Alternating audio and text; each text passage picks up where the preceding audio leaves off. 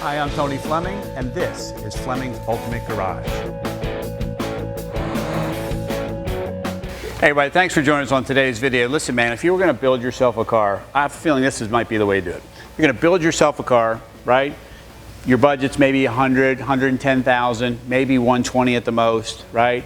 You have 2 or 3 years that you're willing to be part of the restoration, help order parts, pick out colors, drive down and look at it, make sure this is done right, and all those good things. It's almost like having a part-time job. This is exactly what you would end up with, all right? Think about this for a second. We built this car, right? The customer had it for a couple years, put less than 1,000 miles on it. So let's just say it has 1,000 miles on it. Everything in this car has either been replated, replaced, restored, virtually everything. So to find some old components in here would be very difficult to do that. But my point is this, my point is that this is exactly how you should buy a car. So if we check the price of this car, what I'm getting at is this, is that you're going to restore the car, right? It's going to cost you some money, you're going to drive it for a little while, and you're going to sell it for a lot less than you spent restoring it. That's exactly where this car comes in, and that's why this is such a great deal for you. When you think about it, this is a $20, $30, or maybe even $40,000 savings over anything else you could build right now, and you could be driving it this weekend. And that's why it's so exciting. So we're going to take a walk around the car. We're going to look at all the new stuff that's on it, all the new components. We're going to talk about why RS, SS versus RS or SS without. Some people like that. This is why I like the RS front end. And this is why we've converted to electric instead of the old vacuum style. We don't have to worry about leaking hoses and what have you. And then you can turn it on or off, whatever you like. All right, so some of the detailed things on here. For instance, we talked about the RS front end and the electric doors. Okay, so the U.S. government, DOT, made them for '69 because 67s and 68s had RS front ends as well, but they were solid. So in case these failed, right, the headlights would still shine through. Most people don't know why these are louvered for '69 and why others are not. If you want to, which is kind of cool, you could ask us and we can wire in these marker lights to the headlights so that they kind of shine through when you're driving down the road. We can even do some LEDs in there as well, which might be really cool. So there's always little stuff if you want to make it tasteful and upgrade it, kind of make it your own, we can do that. Front and rear spoilers. And the reason I'm going over all these things is because when you look at the car and you go, wow, that's a great looking car. Well, a lot of times we don't know why it's a great looking car. So I'm trying to point out to you things like the RS front end that makes a big difference. The spoiler here, the emblem call out here and on the fenders and what have you, the white stripes, you know. This is a classic car, but it's modern underneath. But I want you to see the quality of the paint, so come on over here and check that out, all right? Check that, as you can read every word in there, all right? All right, it's clear coated over the stripes, all right? All new chrome, stainless, door handles, wheel bearings, wheels, brakes, tires, everything on this car.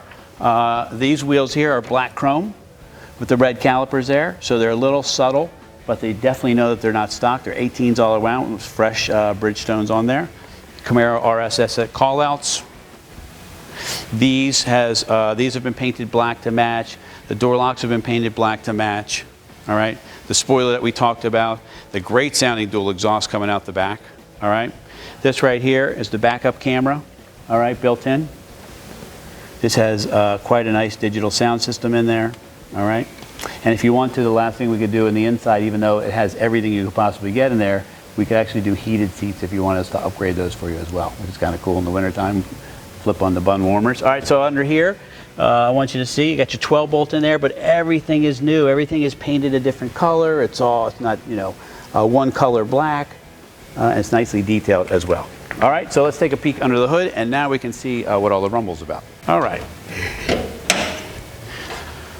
So these are some of the things we should be looking at. For instance, come on up here for a second. And we can see things like all new wiring. This may not seem like a big deal to you, 2 green wires, but all of this wiring is new. Everything in here is new. Cables, wiring.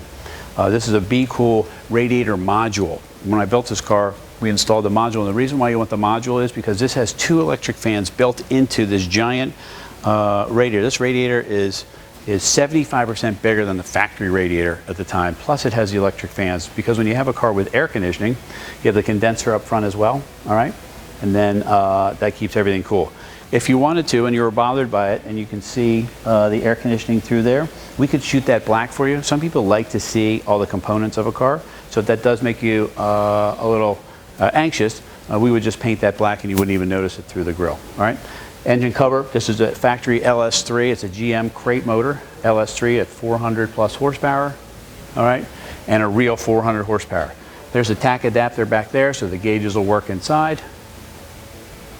Powered 4-wheel disc brakes with a chrome brake booster and brake master cylinder. Come around here. We spent a little extra money on these headers because they're stainless. All right, see how nice they look?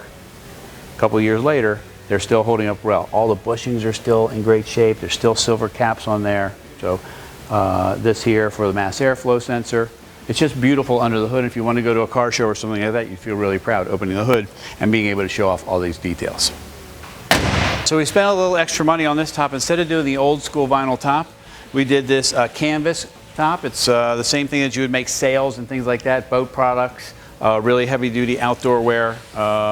So it's sunbrella fabric with some sort of coating and treatment to keep it looking nice, that we can sit outside. Plus it looks a lot richer on the car than a plain old vinyl top. We have a matching boot that goes with it that we also had stitched up in here. And then I spent a little extra money and had snaps put in around it to put the boot on. It may not seem like a big deal to you, but all of this little stuff, you know, they charge an extra $250 to do that. This right here is an extra $450 to do that. And it may seem all this stuff just adds up and adds up and adds up. Well, the reason why is because when this goes on and it's snapped on, it sits just the way it's supposed to. They originally came with these clips that go on there, and I'm telling you, man, the guy who invented the clips should be fired. They are terrible. They pop off, they break in your hands. It's nearly impossible to get them on the car, and that's why we do what we do here. All right, so put down the top.